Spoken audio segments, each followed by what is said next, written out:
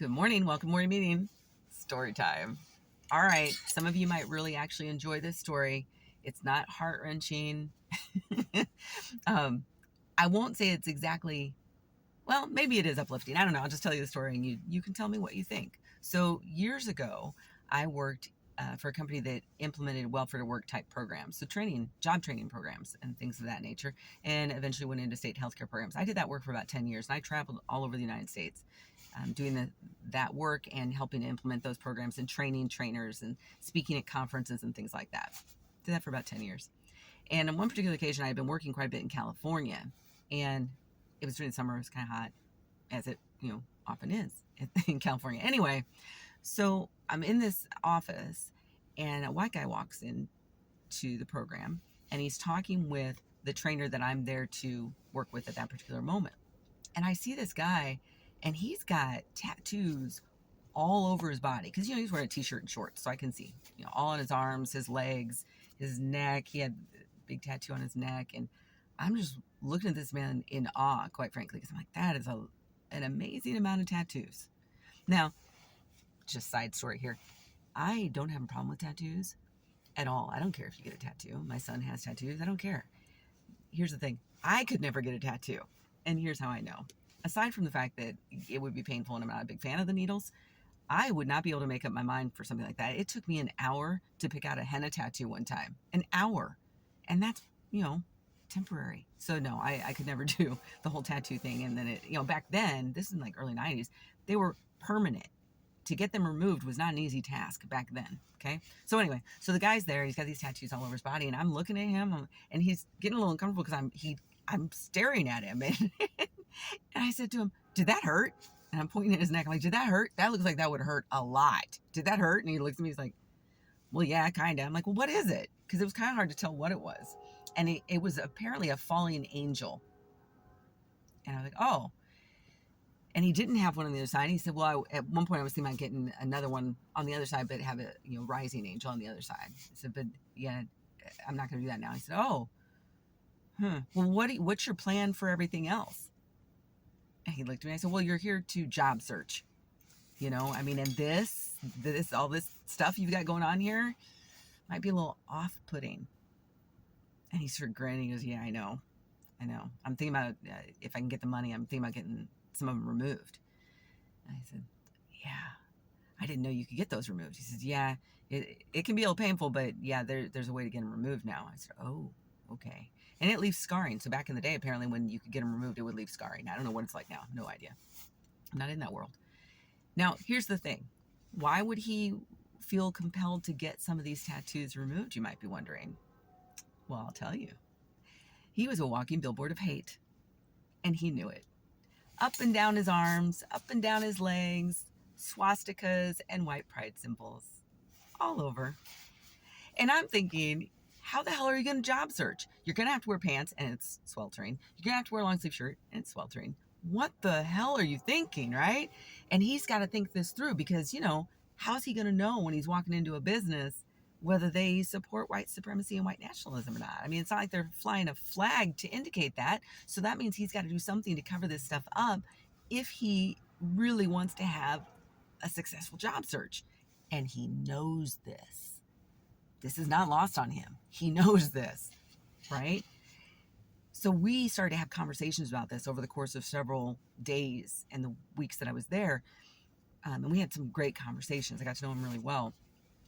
And his background was that he was indoctrinated from the time he was 4 or 5 years old into white supremacy. His father was a white supremacist. Everybody around him was a white supremacist, white nationalist, all of them, every single one of them.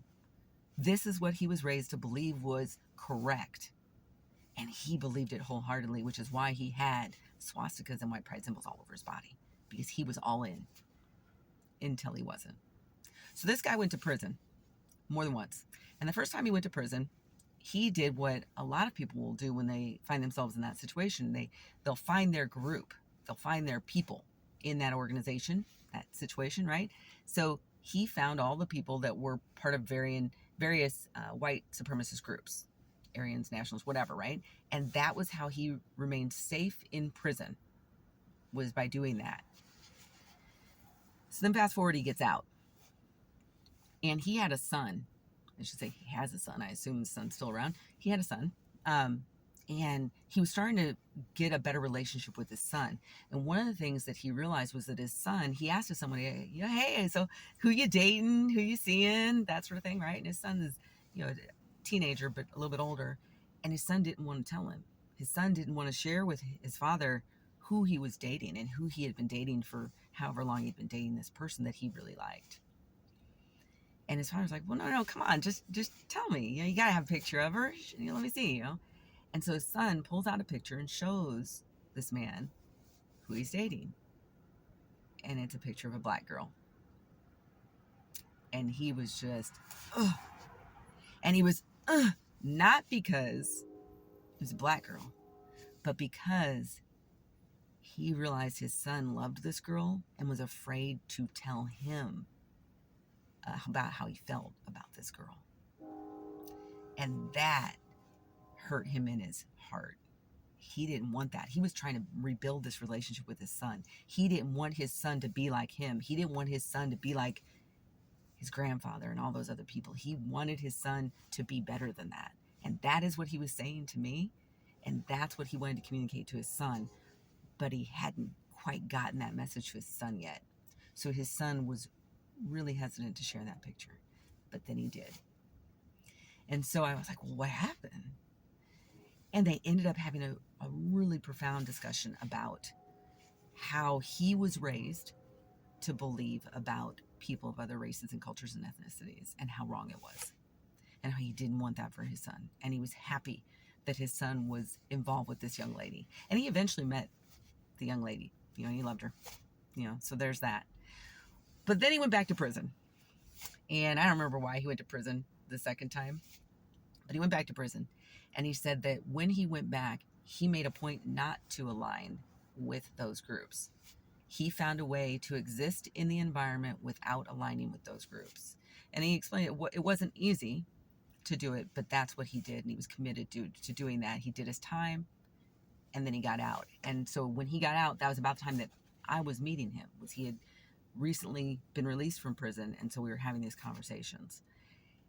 And he's like, at this point, I really want to get them removed, and I'm going to need money to do that. I'm trying to figure out how to get the money to do that. And apparently there were some places he could go, organizations or something that could possibly help with that. So I'm sharing this story to say, hey, if somebody who realizes they're a walking billboard of hate can make those changes, then anybody in those circumstances can make those changes. You just have to recognize the situation you're in for what it is. It's just hateful. And it's causing people harm unnecessarily. It doesn't need to. We live in a world of abundance. We really do. And unfortunately, there are some people out there who are trying to prey on us and make us think that we've got to fight for scraps. And that just isn't the reality. It really isn't. So I would encourage people to listen to this story, take it in, take it for what it's worth, and see what you can learn from it. If you want to leave a comment, leave a comment. If you don't, I've said before, no harm, no foul. I don't care. It doesn't matter to me. I share these stories because I want them to be told. And I want other people to realize that these things happen. They're still happening. They may continue to happen. And I want other people who look like me to realize they're not alone. So that's my motivation. See you later.